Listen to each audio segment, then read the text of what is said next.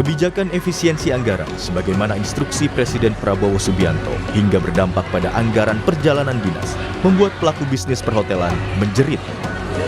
Pasalnya, hampir 60% pendapatan industri perhotelan berasal dari aktivitas perjalanan dinas pemerintah. Di Jawa Barat, tercatat sepanjang Maret 2025, rata-rata okupansi hotel tak lebih dari 30%.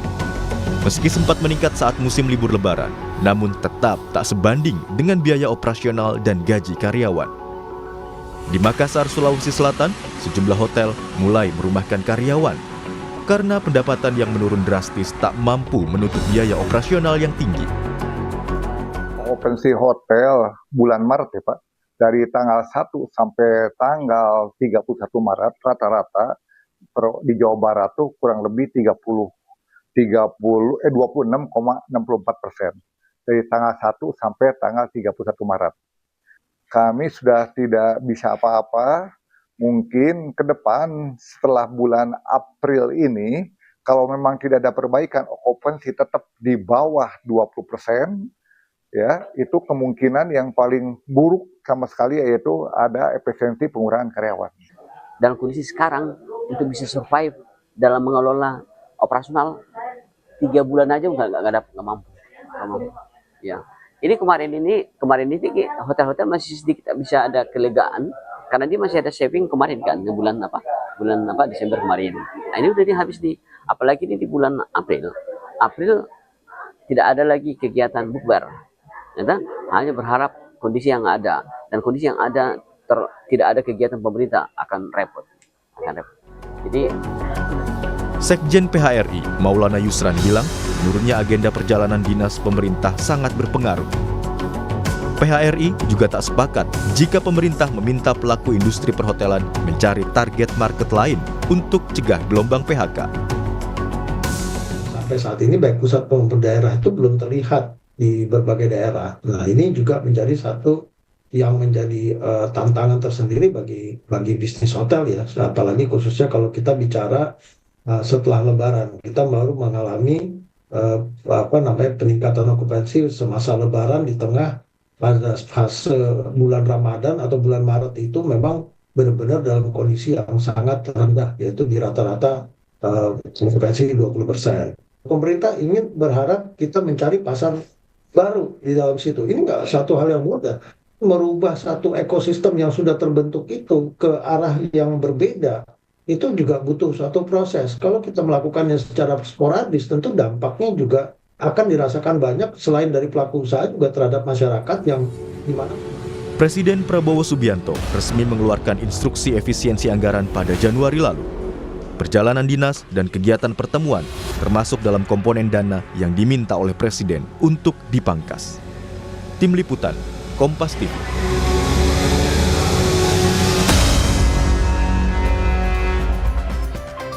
Saudara, bisnis perhotelan menjadi salah satu yang terdampak dari kebijakan efisiensi anggaran Presiden Prabowo Subianto. Tingkat okupansi hotel yang menurun secara drastis tidak sebanding dengan biaya operasional hingga berujung pada karyawan hotel yang harus dirumahkan.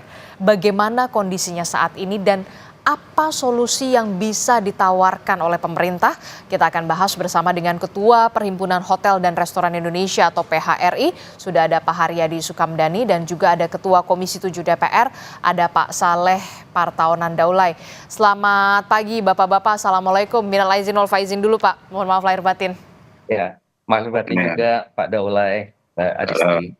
Wabarakatuh. Oke, waalaikumsalam.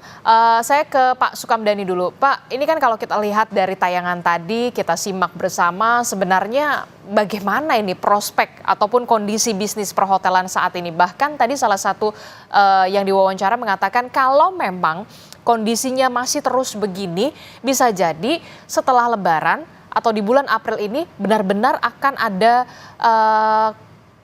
karyawan hotel yang memang harus dirumahkan.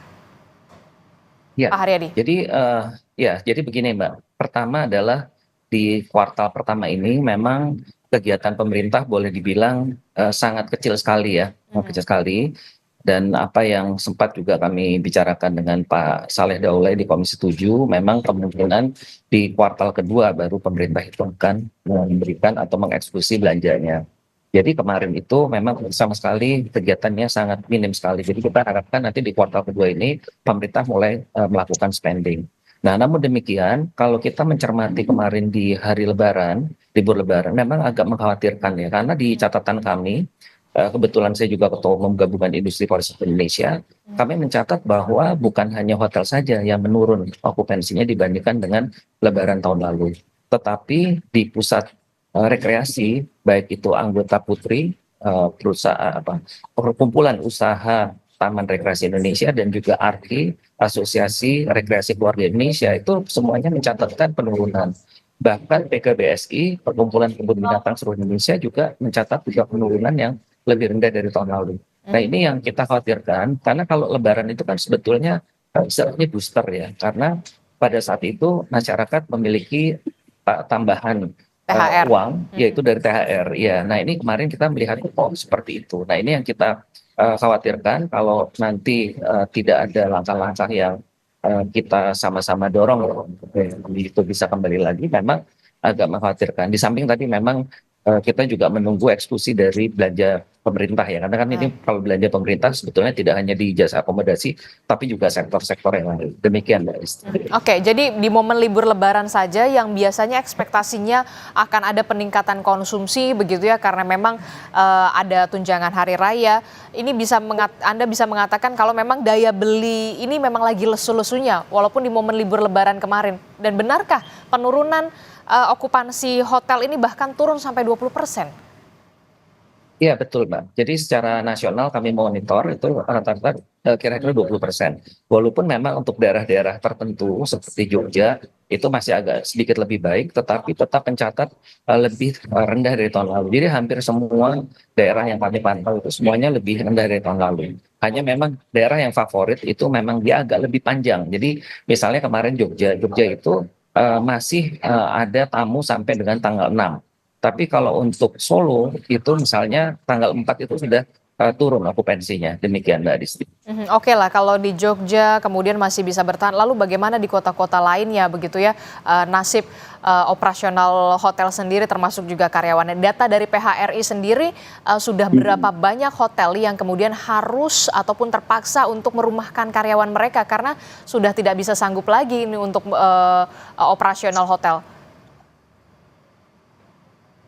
Memang yang sudah menyatakan menutup itu 2 hotel di Bogor, Mbak Adisti, jadi secara resmi. Tetapi kalau yang merumahkan itu ya sepanjang kuartal pertama, yang jelas daily worker itu sudah banyak yang dirumahkan karena mengikuti okupansi, Mbak. Jadi secara natural gitu ya mengikuti okupansi yang ada. Jadi sebenarnya kalau kita bicara merumahkan di kuartal pertama itu sudah banyak ya, Mbak. Dan hanya yang mendikte dia itu tutup operasi itu baru 2 hotel di Bogor. Demikian, Mbak.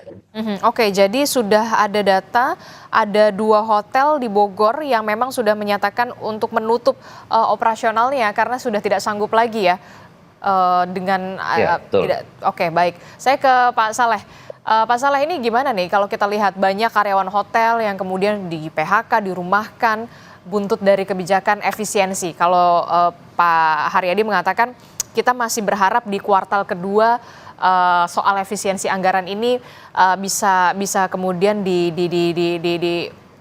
dirubah lah ya, karena mau tidak mau, suka tidak suka, kemudian rapat-rapat di hotel ini kan kuartal 1 kemarin ini sudah tidak ada begitu. Ya, ini sebetulnya adalah suatu kebijakan yang saya kira sangat dilematis ya. Kenapa saya katakan dilematis? Karena memang pemerintah pada satu sisi itu ingin melakukan efisiensi dan memaksimalkan penggunaan anggaran kepada program-program kerakyatan yang lain, tetapi di sisi yang lain juga tentu para pengusaha hotel itu ingin bertahan dari anggaran yang selama ini memang dipergunakan oleh pemerintah untuk melakukan kegiatan di hotel-hotel. Gitu. Jadi kalau misalnya anggaran untuk kerakyatannya itu dikurangi dan tetap seperti yang dulu, maka anggaran kerakyatannya efisiensinya tidak tercapai. Tetapi kalau misalnya tadi kembali kepada program yang seperti dulu, ya maka tentu saja efisiensinya tidak akan terlaksana. Nah, ini kan program yang sudah ditetapkan oleh pemerintah. Nah, pemerintah di sini maksudnya adalah pemerintah pada skala yang katakanlah tertinggi, yaitu Bapak Presiden. Nah, karena itu saya berharap Pak Haryadi dengan teman-teman pengurus Perhimpunan Perhotelan ini itu bisa melakukan dialog langsung dengan Presiden. Karena kayak kemarin itu kan sebetulnya dialognya sangat terbuka. Presiden bisa mendengar semua masukan.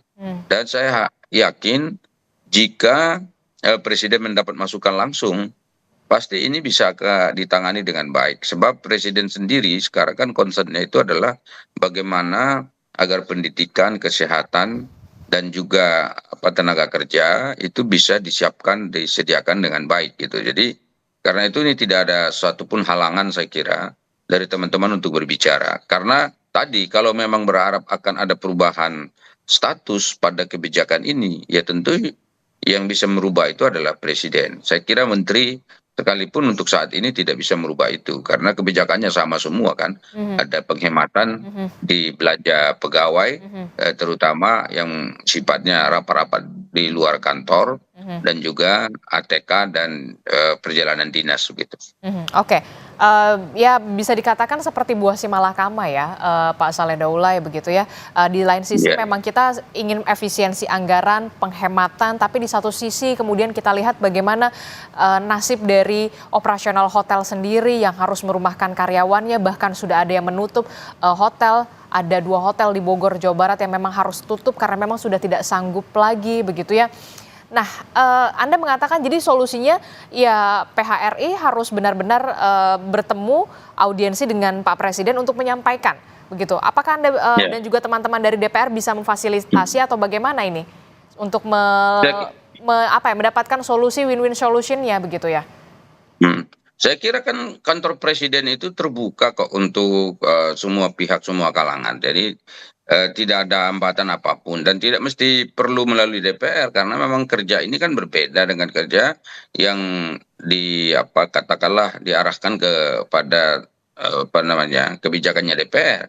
Ini murni adalah kebijakannya pemerintah dan karena itu tentu ya kita berharap ini bisa langsung kepada Presiden dari melalui kantor kepresidenan. Itu satu. Yang kedua, kalau ditanya apa yang bisa dilakukan oleh DPR terkait ini adalah tentu kita akan mendukung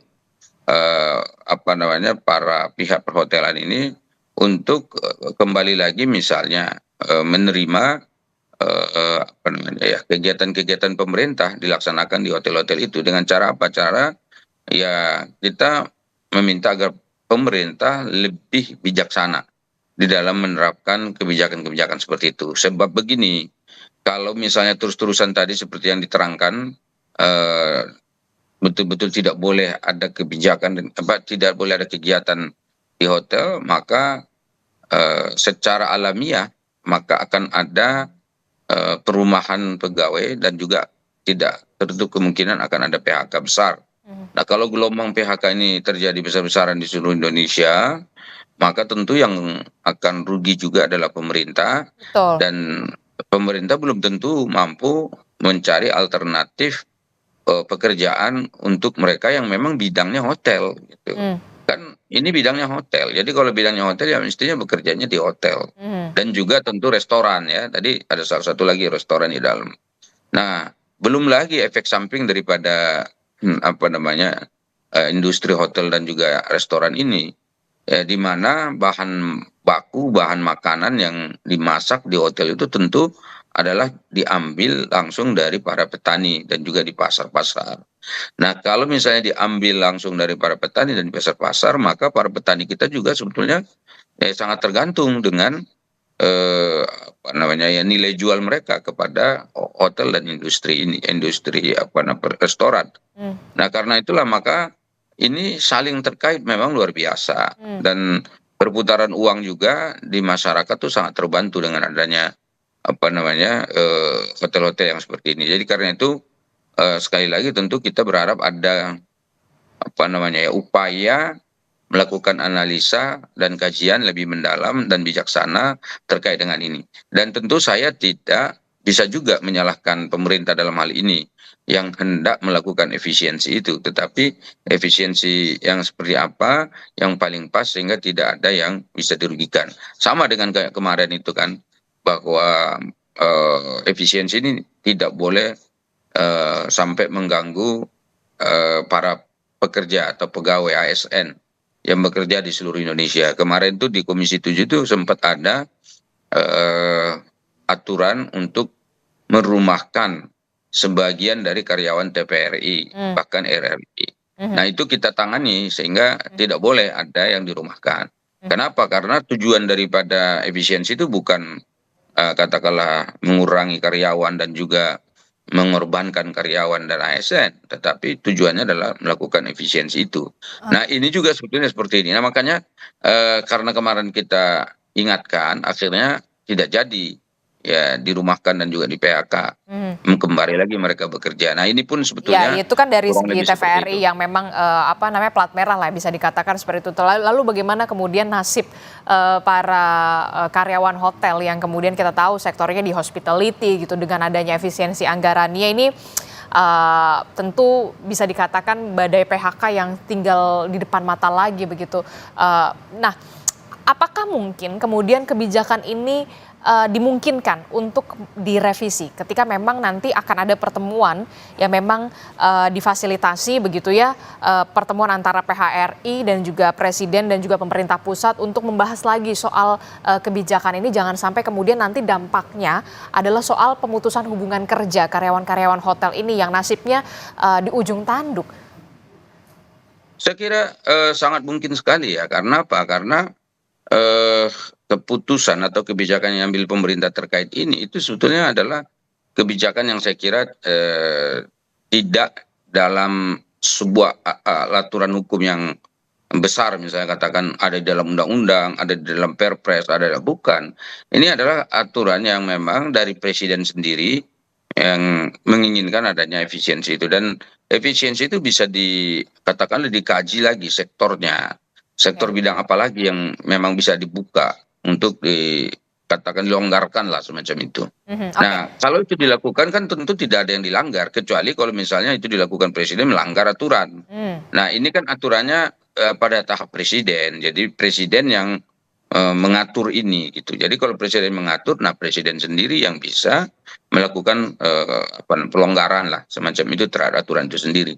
Nah, tapi kalau misalnya tadi ada yang dilanggar, misalnya kayak undang-undang gitu yang dilanggar, itu tentu agak lebih rumit ya. Kalau untuk yang ini saya kira tidak seperti itu. Nah, makanya perlu ada pertemuan itu, lalu PHRI meminta untuk lakukan kajian lagi, lalu diminta supaya ambil keputusan yang lebih bijaksana. Kalau saya pikir begitu ya, kita juga tidak mendikte presiden, karena presiden ini kan sedang semangatnya ya, sangat-sangat semangat ya untuk bagaimana meningkatkan upaya pelayanan kepada masyarakat yang lebih baik. Saya ke Pak Haryadi. Pak Haryadi, bagaimana solusi yang ditawarkan oleh pemerintah sejauh ini? Kalau tadi Pak Saleh Daulay mengatakan ya kita sih berharap nanti akan ada sebuah pertemuan antara PHRI dan juga Presiden, termasuk juga mungkin pemerintah untuk kemudian bisa menemukan solusi, win-win solution. Jangan sampai kemudian ini berdampak kepada gelombang PHK yang lebih besar lagi setelah Lebaran ini.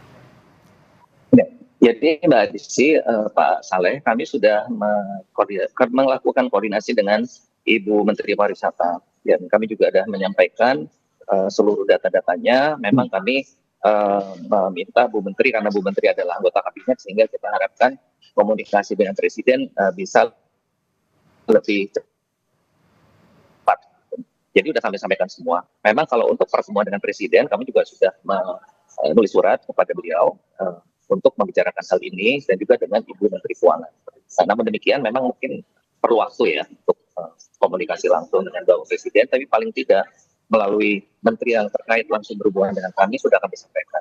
Dan harapan kami ini juga sudah dibahas oleh kabinet, khususnya kementerian di bawahnya Menko Perekonomian, untuk melihat kembali mengenai eksekusi dari belanja pemerintah ini. Kan tadi saya sampaikan bahwa jasa akomodasi ini kan hanya salah satu aja Mbak Distri. masih ada sektor-sektor lain yang juga menunggu bagaimana eksekusi daripada belanja pemerintah. Jadi ini masalahnya menurut saya kalau tidak cepat-cepat dieksekusi memang pasti akan mengganggu jalannya ekonomi kita ya. Karena bagaimanapun juga spending pemerintah ini kan jumlahnya besar, Mbak Disti. Demikian. Oke, apa yang ingin Anda sampaikan? Mungkin pemerintah pusat sedang menonton program ini, Pak Haryadi, untuk bisa kemudian nanti diaturlah waktunya. Pak Presiden punya waktu, PHRI juga bisa menyampaikan pendapatnya, begitu ya, soal nasib para karyawan hotel dan juga nasib operasional hotel ke depannya. Ya, jadi kami berharap bahwa paling tidak rencana untuk eksekusi belanja negara ini harus segera dilaksanakan di bulan April ini. Karena kalau nanti ini berkepanjangan, pasti akan ada pengaruhnya. Tidak semua hotel itu memiliki pasar yang bisa menggantikan dengan cepat. Jadi ini juga saya ingin menyampaikan karena beberapa waktu yang lalu ada dari pihak pemerintah lah gitu yang ngomongnya enak aja gitu ya, cari aja pasar yang lain. Kita bilang kita di selama ini kan hotel itu tumbuh karena permintaan, dan permintaan itu lahir dari permintaan pemerintah sendiri. Bahkan mungkin kalau kita ingat di beberapa event-event khusus seperti di acara PON misalnya kayak gitu, itu kita diminta loh untuk membangun hotel. Waktu itu seperti di Papua ya, kita pernah seperti itu dan sebagainya. Kita di waktu Sumatera Selatan itu kan terjadi pembangunan hotel yang juga cukup masif ya, untuk menyediakan kebutuhan daripada apa yang diminta oleh pemerintah. Jadi menurut saya jangan menyalahkan, itu tidak baik lah kalau kita terus nyalain ada pembicaraan ngomong seperti itu gitu ya. Karena investasi hotel itu bukan investasi kecil, Mbak Disti. Ini jangka panjang. Jadi kalau seperti itu kita khawatirkan nantinya respon dari investor itu jadinya negatif, itu orang jadi males. Ini juga sedikit saya mengungkit juga masalah yang di Puncak kemarin Jawa Barat. Itu orang sudah punya perizinannya sudah lengkap, ya kan, terus tiba-tiba dituding ini nggak benar segala macam. Kan orang kan pegang izin itu gitu. Jadi ini masalah kepastian hukum juga yang perlu kami sampaikan juga di sini. Jadi untuk kita jangan mudah aja menuding seperti mencari gampangnya gitu. Demikian, Mbak Disti. Oke, terakhir Pak Saleh Daulay, apa yang bisa didorong dari DPR untuk bisa mencari solusi paling tidak dalam jangka pendek lah, Pak Saleh? Ya, kalau kami itu sebetulnya ya itu tadi memang akan bicara dengan pemerintah dan DPR bisa melakukan upaya misalnya dalam bentuk kita akan rapat dengan menterinya seperti yang disampaikan Pak Aryadi tadi, nanti kita akan dorong itu. Lalu kita akan melakukan pengawasan bagaimana agar Ibu Menteri bisa menyegerakan ya untuk berbicara dengan Bapak Presiden. Karena gini, saya kira bukan tidak diterima ini, mungkin Presiden juga lagi cari jalan ini gitu loh. Jadi kan permasalahan ini kan seperti yang katakan tadi dilematis. Jadi karena dia dilematis, maka tidak mudah untuk mencari jalan, mencarikan solusi ini. Dan karena itulah maka ya kita tunggu, mudah-mudahan ada jalan, ada solusi yang menguntungkan baik pemerintah maupun juga teman-teman dari PHRI. Dan karena itu tentu ya kita harus sabar, kita dukung pemerintahan ini dan mudah-mudahan semua pihak dapat bekerja sesuai dengan tugas dan fungsi masing-masing. Oke, kita harapkan akan ada pertemuan yang benar-benar terrealisasi antara PHRI termasuk juga pemerintah pusat untuk bisa mencari win-win solution ini. Terima kasih Ketua Komisi 7 DPR RI Pak Saleh Daulay telah bergabung bersama kami, dan juga ada Ketua PHRI Pak Haryadi Sukamdhani telah bergabung bersama kami. Selamat pagi Bapak-bapak, sehat selalu. Assalamualaikum.